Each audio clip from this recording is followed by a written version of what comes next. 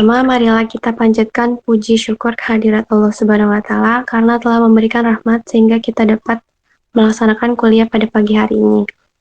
Baik teman-teman, langsung saja kita mulai presentasi yang akan membahas tentang perbedaan ijarah dan ariyah.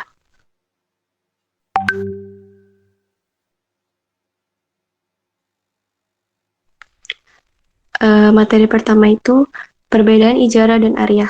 Jadi, ijarah ini adalah transaksi sewa-menyewa barang atau jasa dengan pembayaran upah atau sewa. Nah, teman-teman, jadi secara umum, ijarah ini adalah kontrak di mana satu pihak menyewakan aset atau layanan kepada pihak lain dengan imbalan pembayaran sewa yang disepakati. Ada dua bentuk utama ijarah. Yang pertama, ijarah al-asya atau sewa barang, melibatkan penyewaan barang atau properti seperti tanah, bangunan, kendaraan, atau peralatan.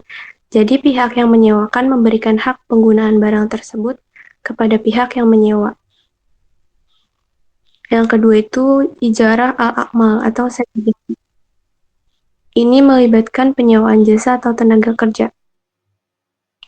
Yang kedua ada ariyah, yaitu pinjam-meminjam barang dengan tujuan dikembalikan dalam kondisi utuh.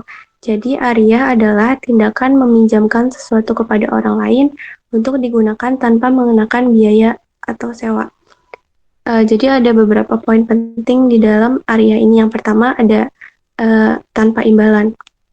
Jadi berbeda dengan ijarah, dalam ariyah peminjam tidak perlu membayar apapun untuk penggunaan barang tersebut. Pinjaman ini bersifat sukarela dan tidak mengharapkan imbalan. Yang kedua, barang yang dipinjam. Jadi barang yang dapat dipinjamkan dalam ariyah biasanya adalah barang yang tidak habis pakai, seperti buku, alat, atau kendaraan. Nah, barang-barang ini dapat dikembalikan dalam kondisi yang sama setelah digunakan. Yang ketiga ada durasi penggunaan. Peminjaman dalam ariyah biasanya bersifat sementara. Durasi penggunaan harus disepakati oleh kedua belah pihak dan barang yang dipinjam harus dikembalikan setelah periode penggunaan selesai. Dan yang terakhir itu ada tanggung jawab peminjam.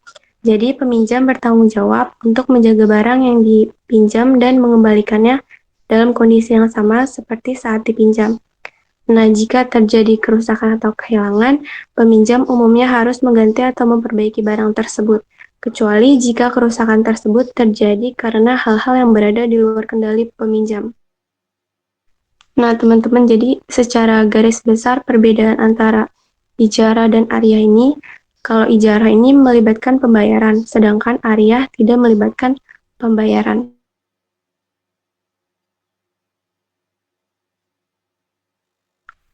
Slide selanjutnya itu ada dalil-dalil ijarah dalam Al-Quran dan hadis. Yang pertama ada firman Allah Subhanahu wa Ta'ala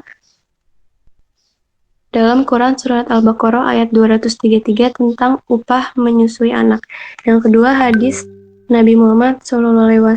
Nabi bersabda dalam hadis riwayat Bukhari dan Muslim tentang membayar upah pekerja sebelum keringatnya kering. Dan terdapat penjelasan ijarah atau pembayaran upah juga dijelaskan dalam Quran Surat Al-Qasas ayat 26 yang artinya salah seorang dari kedua wanita itu berkata, "Ya Bapakku, ambillah ia sebagai orang yang bekerja pada kita, karena sesungguhnya orang yang paling baik kamu ambil untuk bekerja pada kita ialah orang yang kuat lagi dapat dipercaya."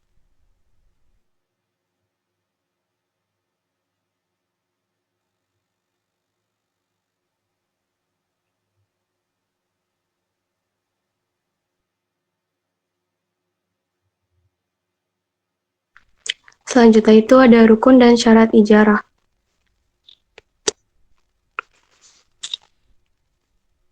Rukun ijarah ada muajir atau pemberi sewa, mustajir atau penyewa, ma'jur objek sewa, upah atau ujrah, sikat atau ijab qabul. Dan syarat ijarah yaitu kerelaan kedua belah pihak dan tidak ada paksaan dari pihak manapun. Objek sewa bermanfaat dan upah sewa harus jelas. Selanjutnya akan dibacakan oleh anggota kelompok lainnya.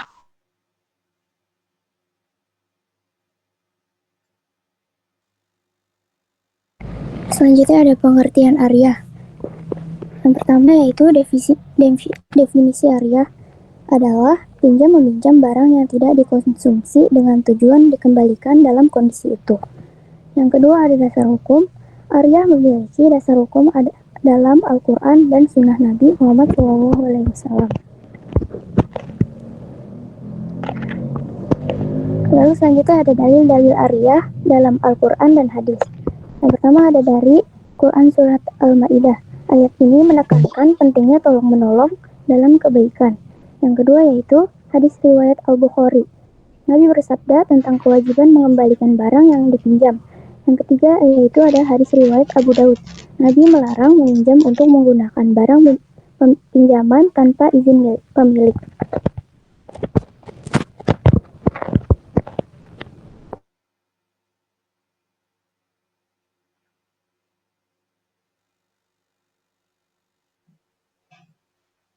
Selanjutnya yaitu ada aplikasi ijarah dan ariyah dalam kehidupan. Yang pertama ada sewa menyewa. Kontrak sewa rumah, mobil, atau jasa lainnya. Yang kedua ada pinjam meminjam. Meminjam peralatan, kendaraan, atau barang lain untuk sementara waktu. Yang ketiga ada perbankan syariah. Produk ijarah dan ariyah diterapkan dalam transaksi perbankan syariah.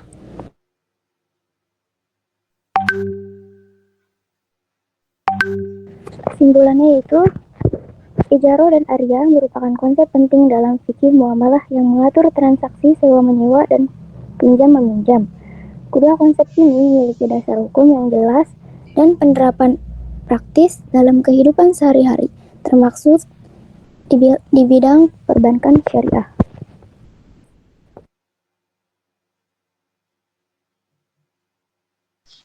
Ya, mungkin dari teman-teman ada yang ingin ditanyakan atau didiskusikan, dipersilakan. Ya, saya mau menambahi, coba dimulai dari slide pertama terkait dengan ariyah ya, atau ijaroh. Nah, ijaroh ini kan tadi sebagaimana yang kalian sebutkan bahwa transaksi sewa menyewa barang atau jasa dengan pembayaran atau upah. Maka ada ayat dalam Al-Quran, wa khairu man istajarhu al-qawiyul amin.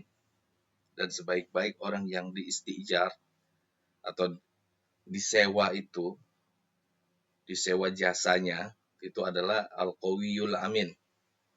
Orang yang kuat dan orang yang amanah.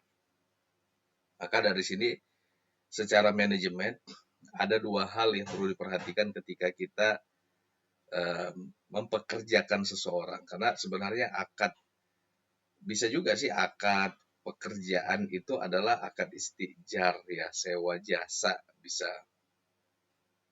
Seperti atau membeli jasa gitu.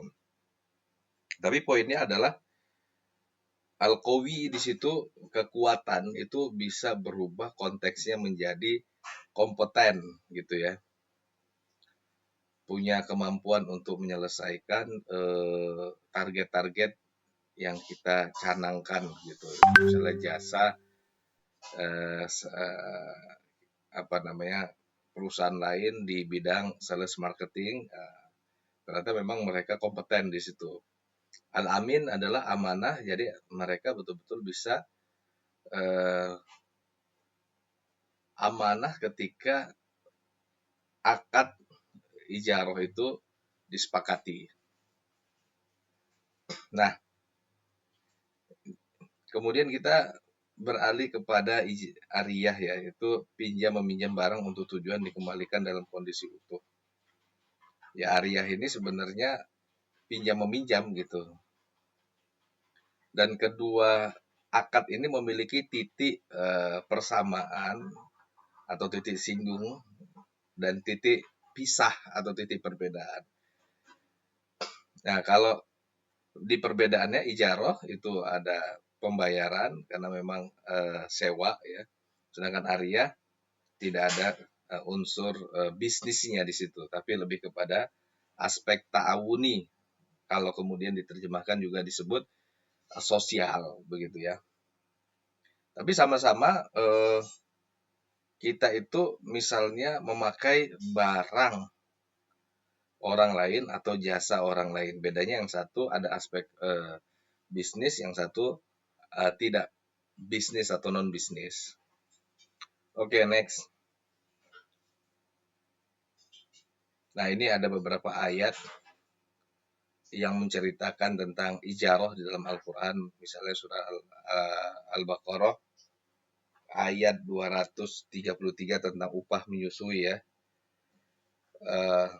Terus kemudian hadis Nabi Shallallahu Alaihi Wasallam yang berbicara tentang membayar upah pekerja sebelum keringatnya mengering. Artinya Nabi mengajarkan kita bahwa upah itu ditunaikan sebelum ayajifa urukuhu, begitu kalau nggak khilaf saya teks hadisnya.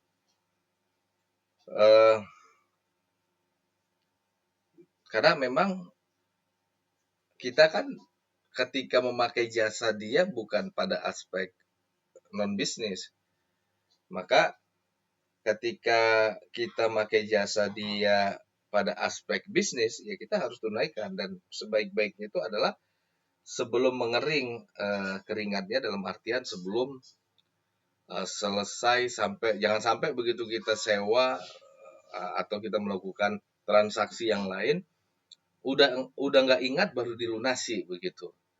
Ya, misalnya kita sewa atau kita beli jasa apa gitu ya dari teman begitu, ditagih-tagih nggak kita bayar-bayar, udah setahun kemudian dia juga udah lupa baru kita tunaikan. Nah, itu kan nggak baik gitu. Sama begitu ketika Allah Subhanahu Wa Taala menceritakan tentang wanita menyusui ya, wal walidatu yurdi'na auladahunna haulaini kamilaini liman arada ayyutima radha'ah. Nah, ini kan ayat sebenarnya ketika berbicara tentang radha'ah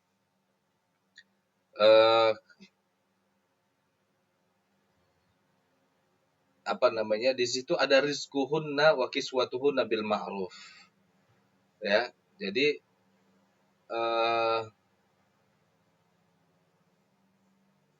atau pada firman Allah kalau itu kan tentang nafkah. Wa in aradtum an tastardi'u auladakum fala junaha 'alaikum idza salamtum ma ataitum bil ma'ruf. Nah, ini juga ayat yang menceritakan tadi ya bahwa kalau saya ingat-ingat gitu ya, itu kan berbicara tentang antastardi'u auladakum. Jadi kita itu mengistirta'kan atau menyusukan anak kita kepada orang lain. Dan Allah mengatakan fala junaha 'alaikum, tidak ada masalah gitu. La junah, ya enggak ada masalah. Tapi idza salamtum ma ataitum, tapi kamu memberikan salam tuma ataitum, kamu memberikan apa ya, pembayaran lah gitu ya, bil ma'ruf, dengan cara yang ma'ruf. Nah, itu. Jadi kalau kita susukan anak kita ke orang lain, ya itu kita sewa jasa gitu ya. Maka silahkan aja, tapi salam tuma ataitum bil ma'ruf, bayar dengan cara yang ma'ruf. Oke, next. Nah, ini rukun dan syarat ijarah. Ada mujir, pemberi sewa, ada mustajir, penyewa, ada ma'jur, objek yang disewa, ada sirat, ya minimal ada 4 ini ya. Berbicara tentang rukun ijarah, yaitu pihak pertama, mujir atau memberikan sewa, pihak kedua, mustajir, yang memerlukan jasa tersebut atau objek barang tersebut, ada ma'jur, ada objeknya yang disepakati, entah itu jasa atau benda, misalnya nyewa mobil gitu kan, itu ma'jurnya. Dan ada sirat. Bahkan dalam sirat itu sertakan aja surut atau kesepakatan-kesepakatan. Kan al-mu'minu ala surutihim, kata Rasulullah. Seorang mukmin itu terikat dengan syarat-syarat yang mereka bangun. Ya. Misalnya poin per poinnya detail, sewa mobil selama 1 hari gitu. Dimulai dari jam 7 sampai jam 6 sore, jam 7 pagi sampai 6 sore. Biaya sewanya, dan apabila ternyata ban kempes atau ban bocor, maka itu menjadi kewajiban si penyewa begitu. Kayak gitu-gitu. Mobil disewa dalam keadaan ada bensinnya, maka pulang harus juga ada bensinnya. Ya kayak gitu-gitu harus detail gitu ya.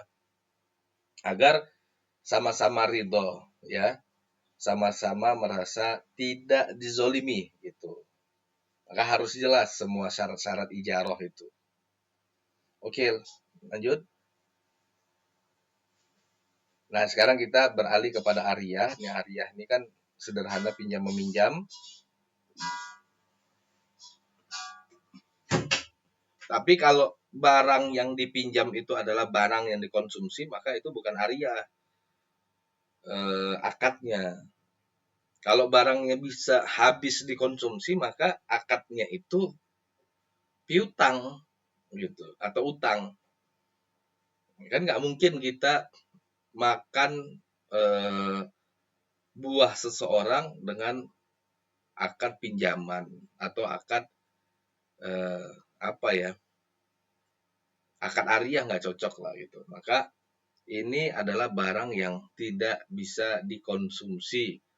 Artinya nanti akan dikembalikan dalam keadaan utuh. Contoh, kita minjem tas, keril, sepatu gitu.